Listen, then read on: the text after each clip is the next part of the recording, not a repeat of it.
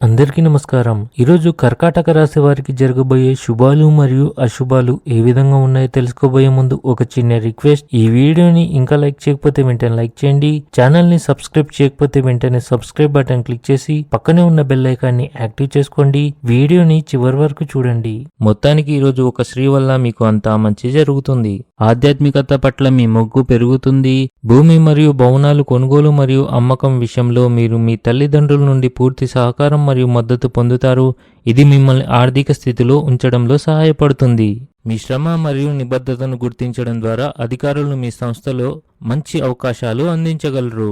పెద్దలకు పిల్లల వృత్తి గురించి ఆందోళన ఉంటుంది. ఇంట్లో చిన్నపిల్లలపై ప్రత్యేక శ్రద్ధ వహించండి. ఆటాడేటప్పుడు వారు గాయపడే అవకాశాలున్నాయి కాబట్టి వారిని గమనిస్తూ ఉండండి. కొన్ని ఆర్థిక సమస్యల కారణంగా వ్యాపారంలో మీ పని నిలిచిపోవచ్చు. ఇంట్లో ఏదైనా ఎలక్ట్రానిక్ వస్తువు పాడైతే భారీ ఖర్చులకు దారితీస్తుంది.